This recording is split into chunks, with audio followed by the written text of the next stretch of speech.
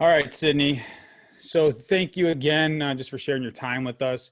And I just, we're going to dive right in. I love this question. It allows for you to, tell us as much as you want. But a lot of people out there are still trying to figure out who they are, and I think that's really probably one of the most powerful things. So, as you sit here today, Sydney, tell us a little bit about who you are. Who are we listening? Who are we watching today? Who is Sydney Warner? Yeah, thanks. So I'm Sydney Warner, and I'm originally from Milwaukee, Wisconsin. I grew up in a small suburb called Whitefish Bay. It's like, pretty close to like downtown. So grew up there. I'm the youngest of four kids, product of two entrepreneurs. My parents are have a super heavy influence on my life. So do all my siblings. And a lot of people know me as Poochie because I was the youngest of four kids. I just was deemed that nickname like right from the start. And so I've been going by that nickname for almost my whole life. College friends, hooked onto it. Even like my team at Weinberg Choi hooked onto it. So yes, grew up in Milwaukee. I ended up going to Marquette University, which is also in Milwaukee. Throughout high school, I was like, I'm getting out of here. I'm going far away. And then, of course, ended up in my backyard at Marquette, but couldn't have been a better experience. Just like beyond grateful for that, education that I have and the people that I met there. So now I live in Chicago. I work with Weinberg Choi Residential. They're a team in the Keller Williams Lincoln Park, Chicago office. And it's an awesome team. I'm learning literally every day, Monday through Sunday. So it's been a really awesome experience and just, amazing. Amazing to be there. I think that I'm not making any assumptions here, but I'll just speak from my own self. I wasn't a big school person, but my parents would always push me, and saying, well, you're either going to go to the military or you're going to school. I mean, you ain't sitting on your ass here. You're doing something, buddy. And I was like, oh, shit. Okay, well, I guess there's my choices, right? But then I was like, I'm going to get out of here. I'm going to go far, right? Yeah. I'm going to get away. And then as soon as I started diving into that, and I was like, get away from all my family. I really want to be close. Like, yeah.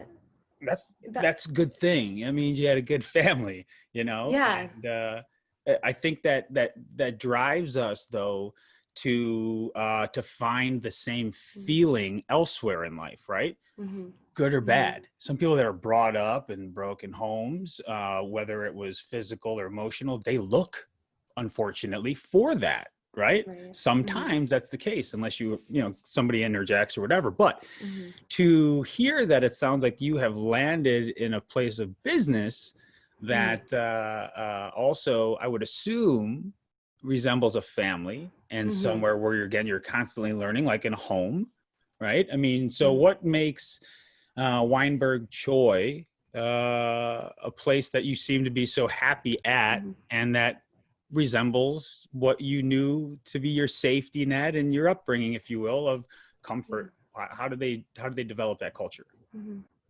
Yeah, so I was originally, like, real estate wasn't really even in my it wasn't really like a passion of mine, really. I had been introduced into it like early by family in Milwaukee, and it was always there, and I was like, oh, so cool, whatever, but it just wasn't like where I wanted to go. And so then once, it came senior year of college and it's like, all right, what's next? I kind of freaked out. I was interning for a finance company, which I loved, but just kind of knew it wasn't going to be really like long-term. And then I was introduced to Weinberg Choi, and instantly, like, I was like, wow, this is, I had been interviewing all of my senior year for like whatever jobs, which was a great experience. But like once I was introduced to like Josh and Tommy, my everything changed, and I was like, I need this, I want this, and this is what I want to do. And I feel like,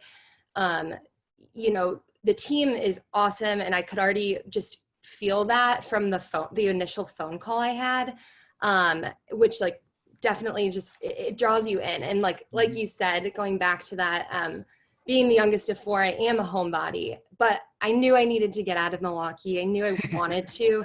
I mean, Chicago and Milwaukee are very You're close. right there. You're so close. Yeah. Yeah, I know. It's like, okay, you didn't go that far, but it's still different. I've never lived anywhere else. And a lot of my friends from college, you know, they came from like Seattle or New York or, you know, Arizona, like they're coming from everywhere. And I was like, oh, it's probably time for me to leave.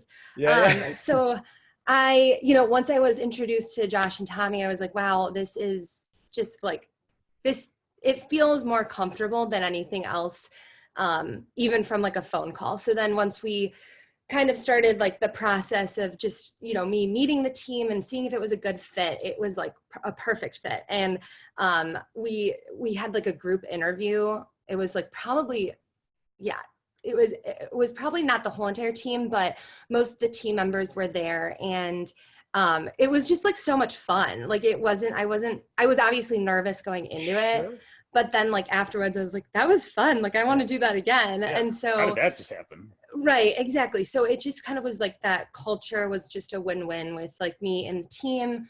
And like the people on the team are just, they're great. They're like family to me. So, you know, I like miss them so much during like this pandemic because I can't see them. And so that's like definitely been challenging because I just want to like go give them all a big hug. But so I think our culture is a really, really big thing.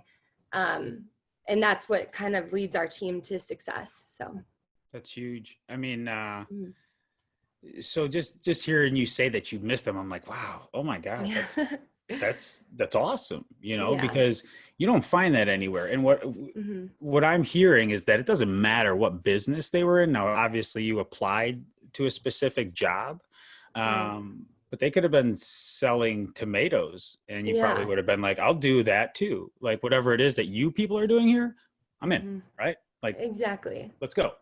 So that's cool because, I've been in mortgage lending for almost 18 years, right? And I've had my own companies and I've had my own offices. And I'd say for 15 of those 18 years, I did it wrong. Admittedly, I did it wrong. I was chasing the paper, you know, and sometimes it was there and sometimes it wasn't. But that's what happens when you're chasing paper. You just ride the market and you're good when it's good, you're bad when it's bad. But I've found that Stonehaven, where I'm employed, I'm the second in command there, and I was the first hire. So it was unique being a part of the creation, but intentionally, not intentionally, we built it the same way. And the only reason I say that is when people leave the interview, they were like fired up. They were like, I feel it. I want to be a part of this thing. Let me do that. And so it's nice to hear people out there are being taken care of, and so much so that a homebody, you know what the feeling of love is and friendship and support, and it seems like you're getting all those things at work. Totally. I feel like even outside of work, those are the people that I hang out with. So it's kind of I mean, and I've like loved being able to like introduce my friends, like my my individual friends to my team, and like everyone's like, wow, this is great. Like my roommate comes to like a lot of like Weinberg Choi events and she like knows everyone. And like, I just love that. So it's unique. Yeah, it's special. It is. It really is. Because I tell people, I'm like, man, they're like, well, when do you not work? And I'm like, what do you mean? 24/7, not like I'm sitting on the grindstone, but it's like, you're always on. And I like that because we can help. And I'm not like just talking about the stuff, but I say that because we spend so much time at work and with those people. It would be sad if we couldn't hang out with them because that's what we're doing. You know, we're helping people while hanging, and we all have a lot going on. Right. And so how do you have time to hang out with a whole nother set of friends over there and there? So it's kind of, it's convenient as well. But we talked about the culture, right? And what are the main points that resonate with you in how the environment is established? And I know that Tommy and Josh have a lot of focus on mindset, right? Which is a big deal to me too. And so how do you personally how do they teach, how do they set the environment properly and teach mindset? And what about that delivery resonates with you that you're allowed to actually execute on it? Yeah. So I think kind of the first thing that I learned working with Weinberg Choi, and even before I started working on the team, was, I mean, you might know this, and we share this a lot on social media, but we do share gratitude every morning. Like every morning at 8:30 a.m., everyone in our team gets together. We just like sit in a circle, and sometimes these meetings last 30 minutes, sometimes they last an hour. It just depends on the day.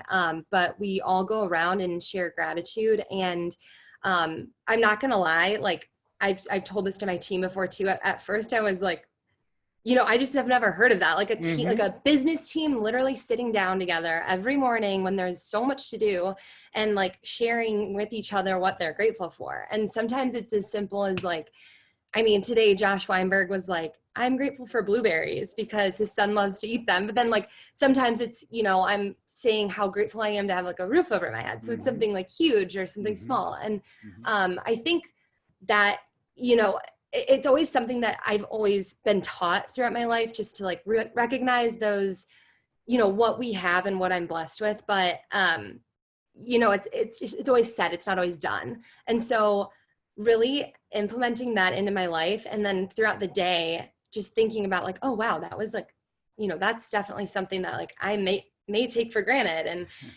And like, even now, especially because there's so much going on in the world, and I'm not going to the office every day. So I am grateful to like have an office that I go to during like a normal time. Yeah. So I think that was definitely something that I learned, and it changed the way that I think about my every move, my everyday life. But considering our team, one way that we've created that culture is Josh and Tommy know that it's so important to focus on like the top 20%, like focus on what, you can do to like progress, I guess. And so they make sure that every person has that like designated role, and that's what they focus on, and they become a master at that role, which I also just think is so important, just so you're not like half-assing your job or, you know what I mean? But you're really focused on your main priority. And I think because our culture is so great, and because we are so close by every morning having that like sit down discussion about, we just learn so much about each other. I think it's easier for our team to work together to, do what we do. So yeah. Oh, that answers it perfectly, honestly. Yeah. It's like you're coming out of my own brain, to tell you honest God truth. I'm going to show you something I just picked out of my pocket. Yeah. So I don't know if you can see that. Oh, is it? Yeah. Say gratitude. Yeah. Yeah. That's awesome. You keep that with you? Yeah. It's in my pocket because if you forget, right? And I put it by my wallet. So when I grab my wallet, I've got my reminder. And I've made a bunch of these. I've put them around town. I've put them at hospitals, police stations, and different sayings on them, but all for gratitude. And it's because, there was a time where it wasn't even 2 years ago that I almost wasn't going to make it. And I went into surgery and came out freaking perfect. Like no issue. Wow.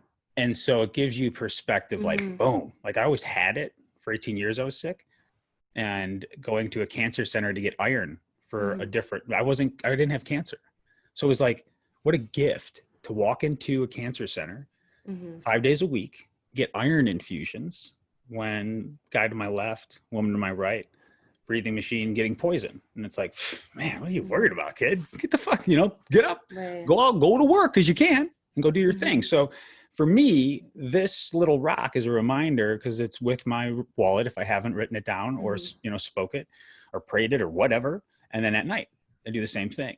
And it just sets you for success because everybody can focus. You have the opportunity and you will focus on something. If you can focus on what you're grateful for, your day is the positive.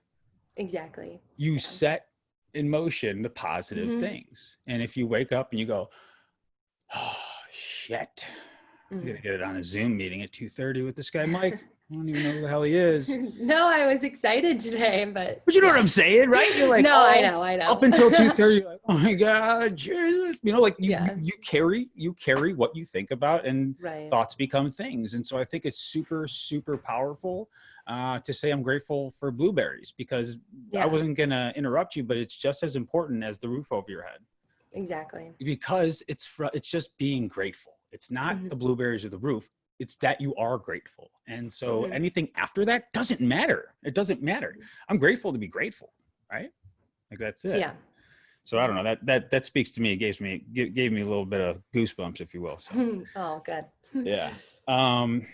So how many people have been hired since you have come onto the team? I think three.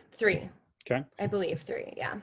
So has the hiring process been any different, or were you now part of those group interviews? Like, were they basically like, I want to make sure that so-and-so is going to vibe with everybody? Yeah. Or has it changed? When I initially came onto the Weinberg Choi team, I was on the administrative staff of the team. So I was more on like, in the office, making sure that, on the admin side, I wasn't on the sales side. So my passion like lied in the sales side, and I knew that was going to be I knew I was going to move into that role, but I just needed to sort some things out. I needed to get my license and everything.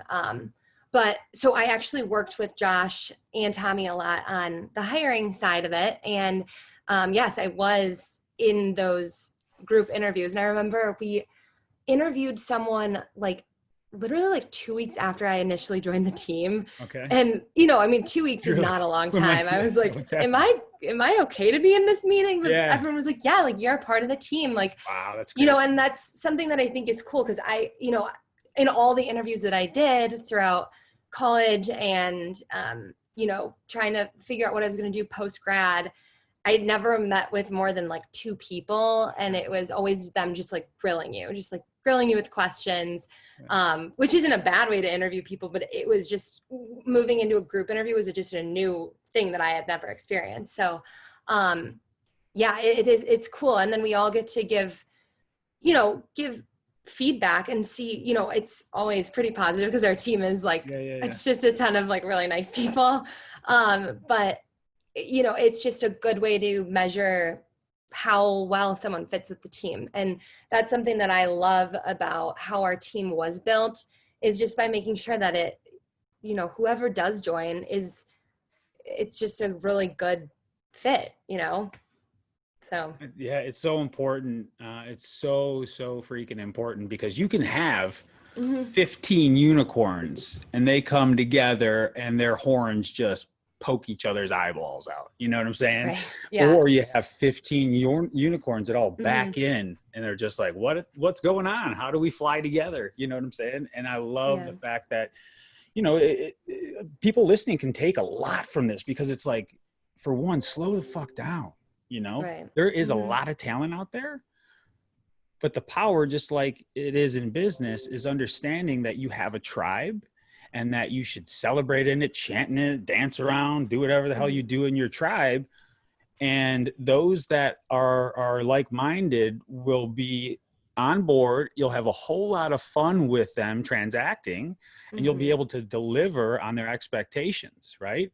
Exactly. Those that you don't vibe with will get out of the way or say no thank you, and that is totally cool and just as powerful as locating the ones within the tribe, as long as you do you straightforward. So people listening, I think they need to slow down, especially now. So to date this, we are going through the COVID pandemic here, and so there's a lot of talent out there, and people are sitting in front of their computers, and you don't have to look in real estate like who has past let's find out who has the motivation to apply. So put something out there, get some, get their history, but then get on a phone call. Like a resume is nothing.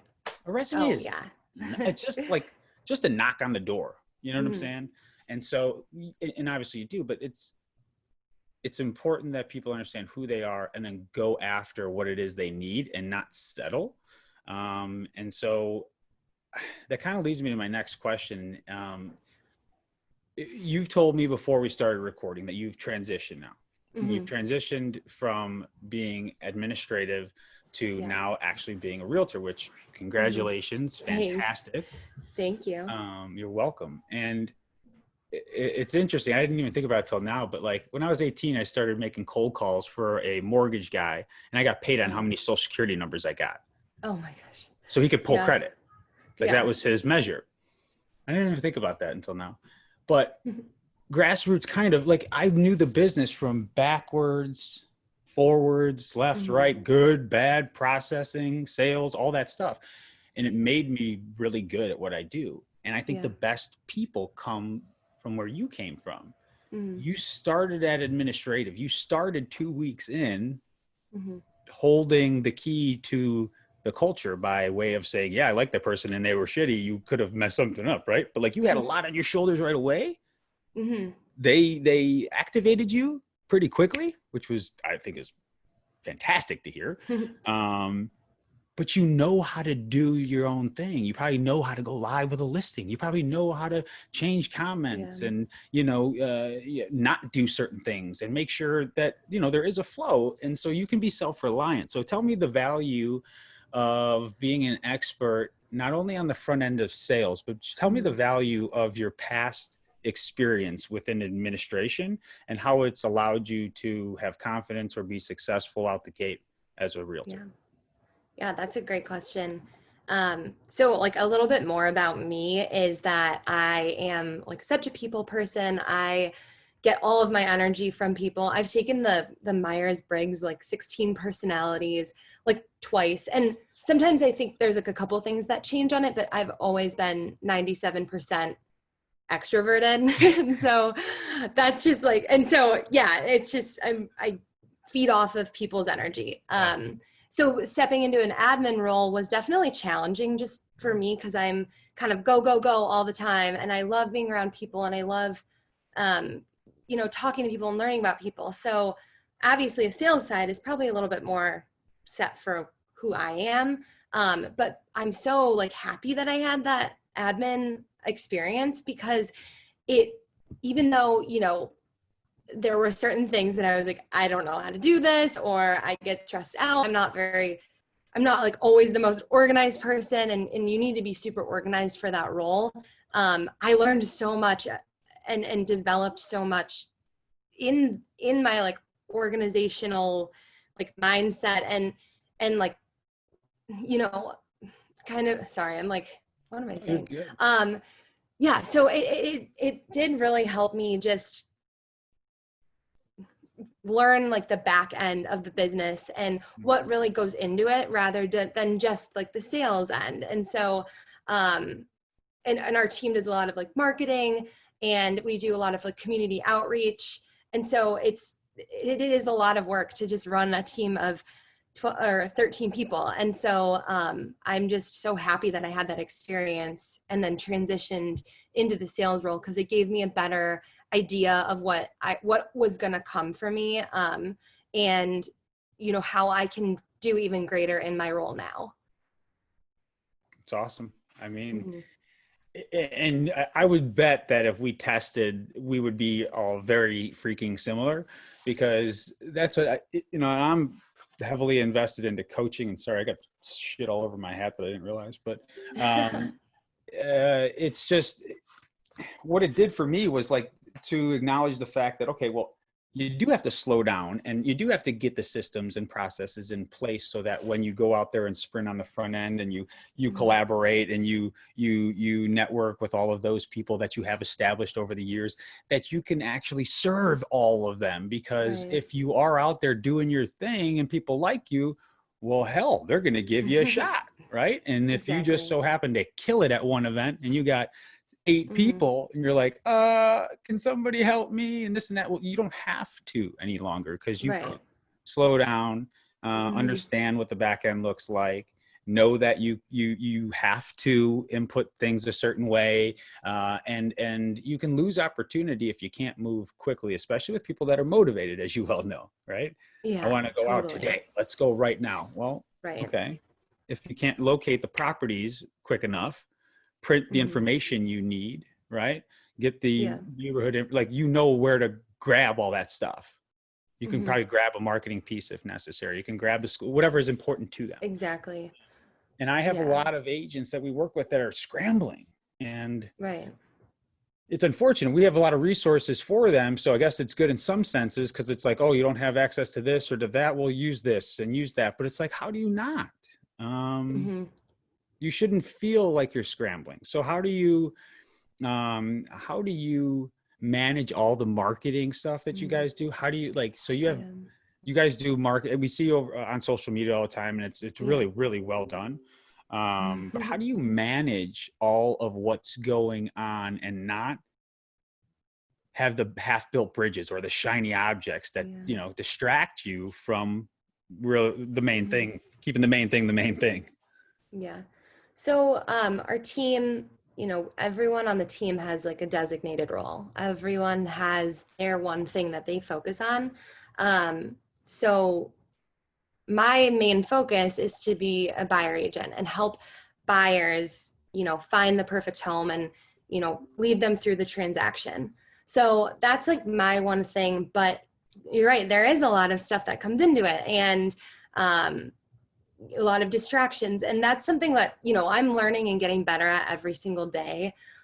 One thing that I, now like live by, that I probably should have throughout my life, but I didn't, was time blocking and just sticking to that time block, which it's really challenging. I mean, there's probably been like one day where I've done it perfectly, but sticking to that time block where you designate, 9 to 11 to call your sphere and like get in touch with people, and then like whatever else you have going on in the day, like with showings, or I have to, even just like personal stuff, like I have to go drop this off at the mail or whatever, or return, go to the grocery store. So time blocking is definitely one way that I stay organized, and one way that our team like heavily pushes, because we believe that that's like one way to be successful personally. So yeah, I think if that answers your question. Oh, it does. And again, Yeah. it's like you're picking shit out of my brain, Yeah. because it's huge. And it's interesting. Again, those of you listening, I actually had one of the guys on my team reach out to Sydney right before this, because, man, at home office stuff with 3 kids is unique, and schedule shift. And, nevertheless, I was like, see if she can do a half hour earlier. My wife's got to go back into work now. And it was like, no, because she had 2:30, you had it set up something from 2 to 2:30. Yeah. So I was like, oh, okay. I like that. She's got it scheduled. She's got it planned. So another big thing that I do is time blocking, because it's like, okay, if you have a deadline, right? I've always been, as an extrovert, I don't know if you are, but I was a procrastinator for a long time, because I I like the pressure. I like totally. I got to study, man, I got that test tomorrow, or I got a big ass report that's due tomorrow that I've had 5 months. I'm like, yeah, I'm ready to get it now. This is cool. I'm speaking my language. Right. So like time blocking is like, at first you're like, this is cool. I'll just put it in the calendar and shut you guys up. And then you do it and you're like, whoa, okay, man, I got 120 minutes. I got to call 50 people, and I got to have a conversation with hopefully 50. I mean, it probably won't happen, but what do I do if I don't get to all of them? Well, you go to the next thing.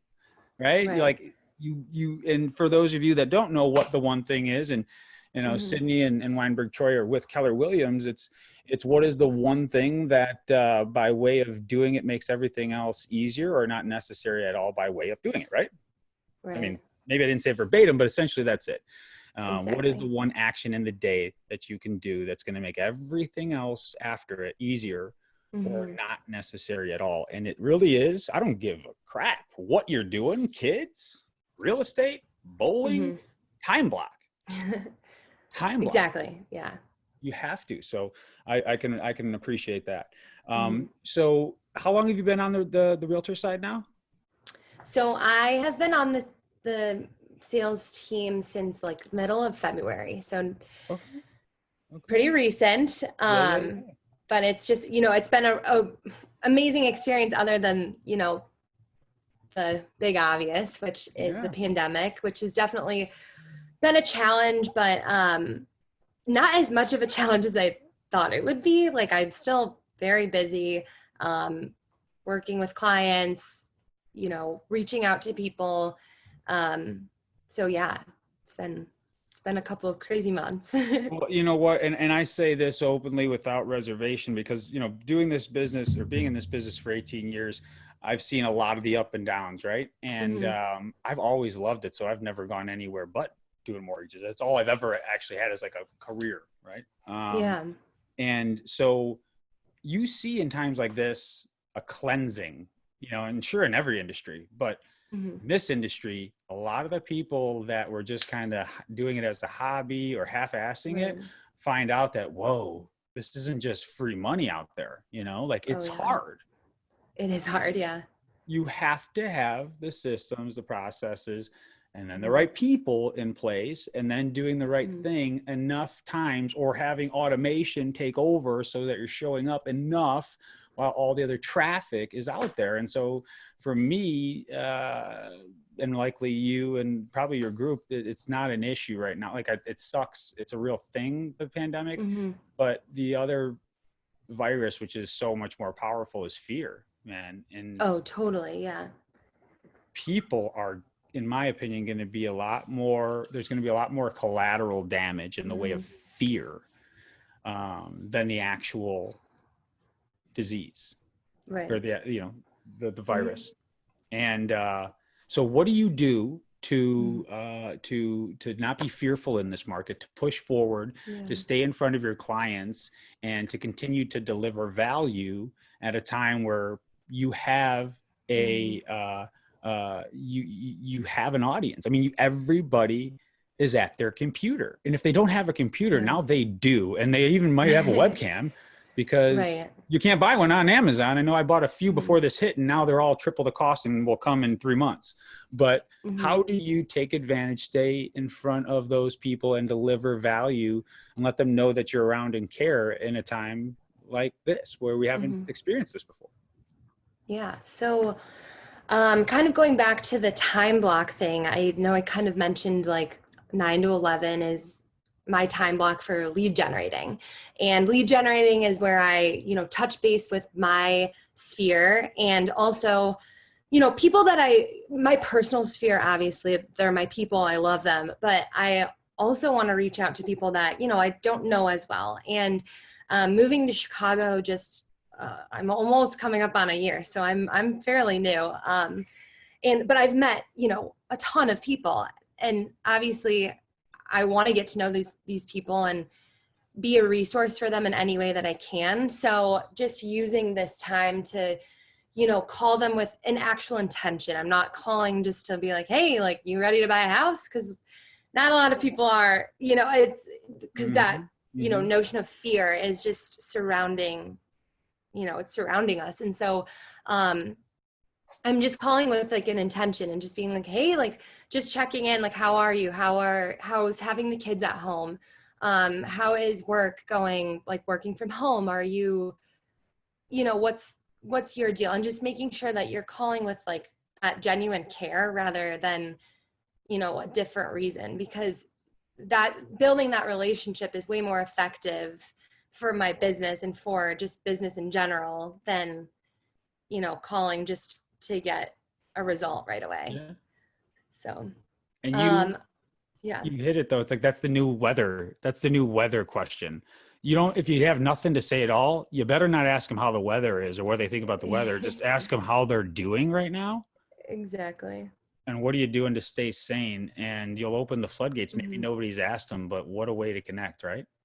It is, yeah, it is a way to connect. And obviously now that it's, been 2 months, people have adapted to new routines and new schedules and stuff. And I think there's a little bit more clarity of what's, hopefully for certain people, like more clarity for, what is to come and Yeah.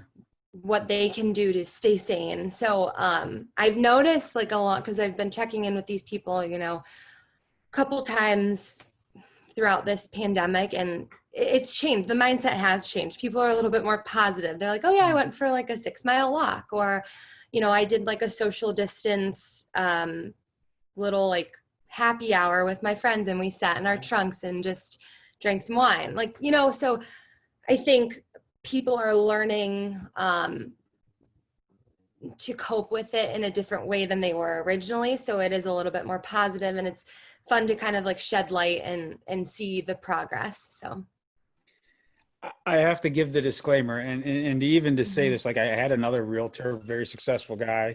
You might know him, Graham Allen. He's with at Properties, does a lot of business on the suburbs, but awesome dude, good at marketing. Got some funny shit out there with him with like some fro and little shorts, and he's a hairy dude. Oh yeah. So it's just gosh. funny. It's funny. I'm Yeah. like, what are you doing? That's ridiculous. Yeah. It's awesome. But he had the COVID, and he got through it. And he was on the podcast afterwards.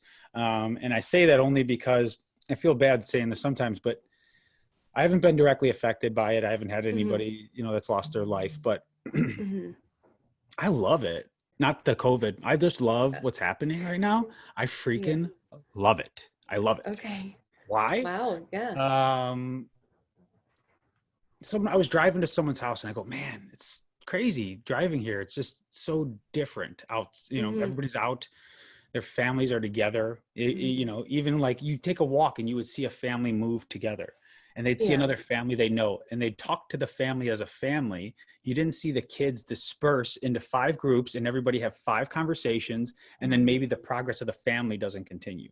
Right. So I kept thinking about this in this big scope, and I'm like, one, this is how I grew up. Like everybody was home for dinner. You were cooking, you know, you were eating together, you were talking, you were battling each other. If you were like my kids, they're 5, 3, and 2.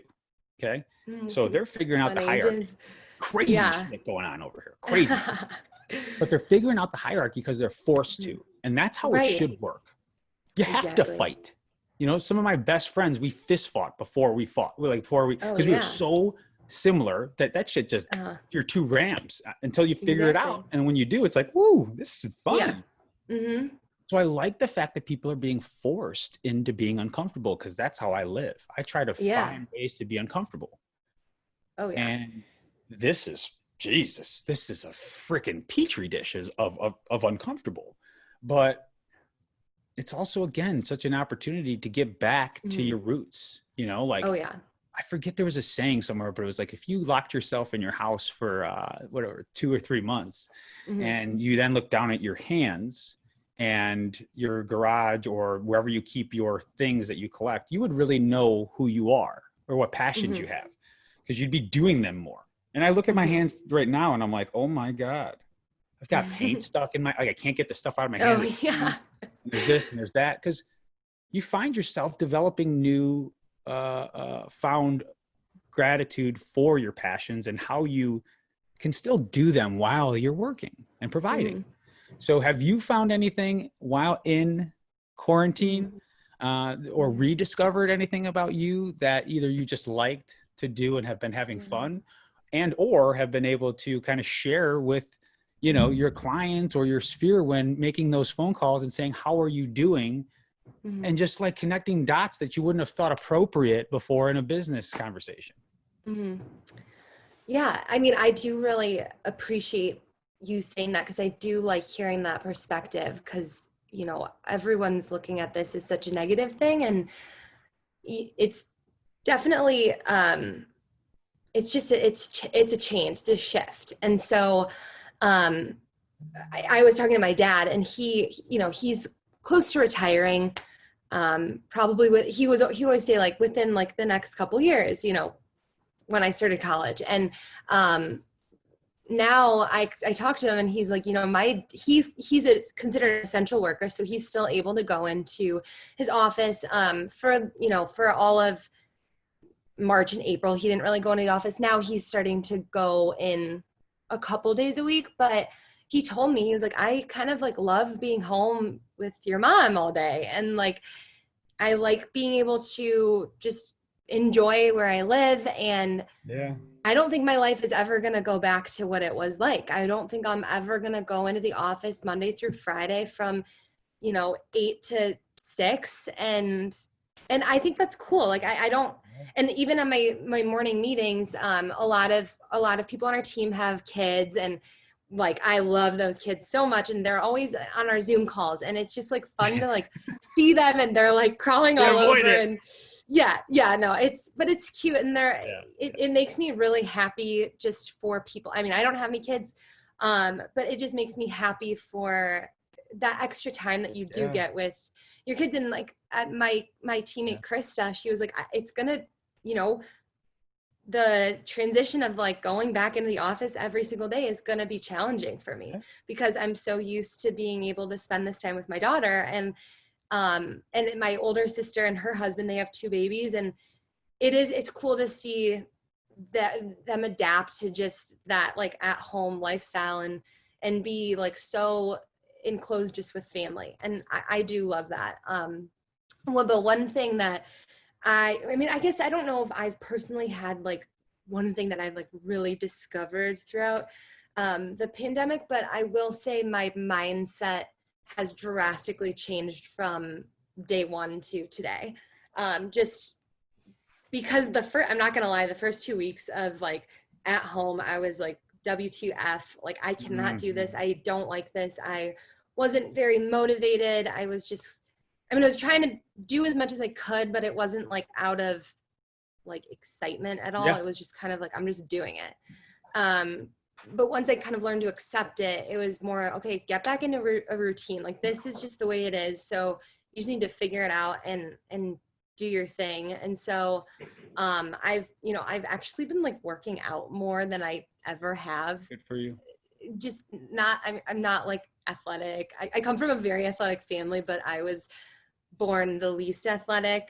And it was used up by the time they got the number 4. What the heck? Yeah, no, I know. I have the height, but I don't have like I don't know. I'm just not. You got the personality.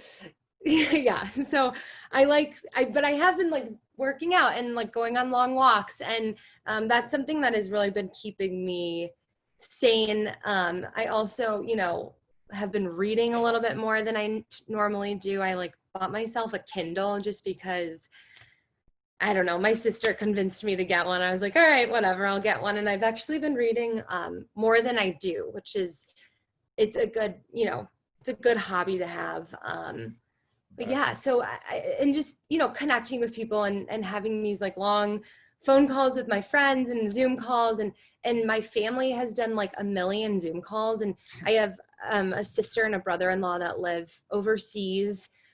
So we don't know when we're going to be able to see them. And I have a brother in the military, and so I don't get to see him often either. But in normal life, we're not like Zooming all together. We're not like talking all together. Yeah, I'll touch base with my sister, a couple times a week, and I'll call my brother, but it's not like there's now like 9 of us with like family, like marriages and babies. So I will say that is a really cool aspect of what the pandemic has brought, just because I think it's bringing people closer together. Yeah, I tell people, find the gold lining in this, because there's a lot. And I think the power is in contrast. I've always said that, like, you trip and fall, look around, man. You're on the ground for a reason. There might be a diamond down there. So in this time, it's like we all have an opportunity to put our focus somewhere. And if you put it on the positive side of things, man, you want to be an inspiration to somebody. You just want to be an uplifter, or if at its very core, you just want to see someone smile, because it makes anybody feel good when you can make someone else smile. Right. What better opportunity than today to do it? And you can talk about anything. It literally doesn't matter. Just engage. Engage, for God's sakes. And your dad's a smart man, and anybody listening to this, and hopefully anybody that you and I come into contact with, we can share too, like, shit's not going back to normal. It ain't going back. Things are going to be different. Fight it. Don't fight it. If you are, as a realtor, you guys at some point have to connect physically with the people and show them a property, right? But like in my industry, we don't have to, which is good and bad. I mean, but I don't have to go back to the regular way. You know, our team has even gotten closer as a result of this, because what you said, you know, they're not overseas, but they might as well be, because we can't be with each other. But as soon as we were doing like I did the Zoom the first day, I was like, nah, no way. I got some new people on the team. We got to stay connected. And it literally has brought us closer together faster than I could have ever imagined. Like, because it's like a crazy amount of communication, right? You have to. But people need to understand that it's okay to not go back to the old way. This is a better way. This is a better way. We've been forced to use technology. There's so much of it out there. You guys use it. We use it. People that aren't, better start, because you can't cast that wide of a net without automation, technology. So while the consumers are educating themselves on Zillow and whatever else they're using to find homes and then to get a realtor, the realtors and other professionals, they should be using whatever portal it is to gain information on what makes others in their industry successful, and then go and do it. You got to go and do it and stay in front of these people with Zoom and everything else, even after you can physically go and shake their hand or hug them, because they still want your interaction when you leave them. And the ones that give them the most attention, obviously coupled with the most value and attention to what it is their needs are, but the person that can engage and make them feel good and make them feel like they're on your team and in your family, those are the relationships that are there forever, and they become your sphere, right? Right. Yeah. So anyway, I don't want to take up too much more of your time. We've almost been here on an hour. I want to ask you though, is there anything that we haven't covered that you want to share that you think is either important for anybody listening, or that you just can't hold back about saying about where you are today, whether personally or professionally, and just anything we didn't cover? Yeah. Actually, I did just remember one thing that I also have gone into during the pandemic is my teammate Lexi and I. She's also newer to our team. We've noticed a lot, social media is just like a huge business, like way to generate business. And so we decided to create a real estate account. It's called Real Estate Quanda on Instagram. And it was originally Real Estate Q&A, like for question and answers. Okay. But I was like, oh, Quanda. I for some reason read it as Quanda. And then we just decided to nickname it Quanda. And it's it's just a way to, there's a lot of question and answers, commonly asked questions. And it's been a really good resource for me to learn about real estate, just because, I'm still learning every day. And so that's one thing that we've gotten into together, just kind of discussing and designing this Instagram page, which is another little passion of mine, not so much social media, but just, I love design, I guess. I'm not great at it with social media wise, but I have an eye for what I can see it behind you, Sydney. Oh yeah, I'm actually at my parents' house in Wisconsin. Well, you got it from somewhere. There's a portrait of a cow. I don't know. I'm from Wisconsin, so there's cows everywhere. But so I think that would probably be one thing that I did leave out a little bit, but it's been a really good learning resource and learning tool for me, just to learn, throughout this. Well, what I can tell about your personality that I can appreciate, and the reason again why I have now tattooed on my wrist, I think it covers so much, because people have great ideas, right? You're like, oh, coworker, we should do this. Oh, that would be a great idea. Yeah, fucking A, cool. On to the next thing, right? Yeah. Oh, this would be a great idea. You're right, it would be cool. On to the next thing. You did it, right? You said, oh, this would be cool. Quanda, oh, that's funny. But you're in it and you're doing it. That's, I don't know why I get goosebumps about that stuff, but I just appreciate when people take action. when people say follow your gut, like that shit's real, but you got to do it when you feel it in your gut. Not like, oh, I remember when I felt that in my gut, I should do that shit. No, it's over. Yeah. You don't do it now, it's too late. So again, people listening, same thing. You got a good idea that feels right. You should be doing it. That's the inner voice. That's the guide. That's the next thing. That's the one thing. The one thing is the next thing, right? And the one thing for everybody listening too changes. It changes. You don't just write the one thing down every day. Like it can change, right? Like what's the one thing today? What's the one thing right now? What's the one thing after that? You know, that the next thing. So it's super important to follow through with your thoughts. And when they're good ones, like take action. Totally. And not to ramble on, but I wanted to couple that because you made me think about something. We did something as well during this. I was like, man, this is fucked up. You know, this is some crazy stuff going on. So how do we connect with people that makes sense and gives them some sanity? As I told you, I've got 3 kids and I'm like, man, for me, my perfect day is I get outside. I'll figure it out later. I go outside and I tell them, get off these, whatever you're doing. I don't go outside and we're going to go figure it out. We're going to go dig in the dirt. You're going to move that plant. We're going to do, you're going to paint that, whatever. Like, and we'll learn things together and we'll fight together and we'll celebrate together and whatever else, but we're doing it outside. I don't give a shit. If it's raining, they were out there with rain jackets and boots and everything else this morning when it was raining.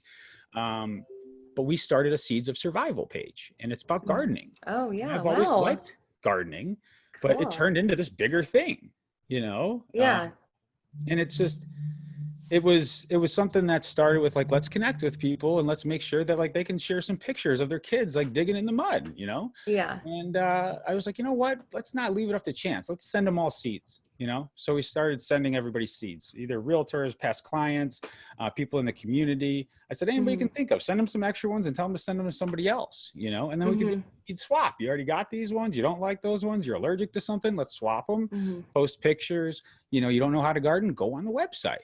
You know, there's some people don't know, how do I put together a raised garden bed? Well, you buy it and use the instructions and then buy the soil and put it in there. And people are like, buy soil? You buy soil? And I'm like, well, I'm like, so, but you don't realize how people grew up so differently than you. And you're like, what do you mean you don't know how to buy soil? Yeah. Like it's in bags outside of the stores. You see all those pallets of shit by Ace Hardwares and whatever else. Like that's soil. But people are like, oh my God, I didn't know that. And now they're on there posting. They're like, oh, I just cultivated this plant by, I'm like, whoa, what? Well, because they're on social media and they're learning from people and they're going there instead of down the rabbit hole and buying something on Amazon.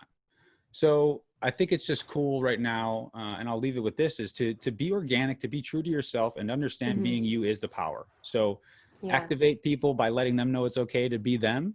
And follow your gut, which it sounds like you're doing. So I would say congratulations on the transition from administrative side to the sales side. You're obviously going to kill it. You got your eye for design, I think, from your parents, because I really do like what's going on in the back there. Thanks. Genuinely. Yeah. There's a lot of colors. Yeah, I feature a lot of my mom is like super into it. So is my dad. But I feature a lot of their home on my real estate Quanda page. So you'll have to check that out. And I'll check out your gardening page. I need to learn more about that because I know nothing. So perfect. Seeds of Survival. I'll send you some. What's your favorite vegetable? I like tomatoes. Okay. I can send you some tomatoes. Okay. Yeah. I've got about 15 tomato plants growing upstairs and I'm allergic to it. So I can't even. Oh no. Oh my gosh. Well, I'm your girl for that. So hey, you'll get them, Sydney. Thank you again for your time. I really appreciate it. You keep keeping on with your time block there. Thank you so much. I really appreciate it. Thanks for having me. My pleasure. We'll talk soon.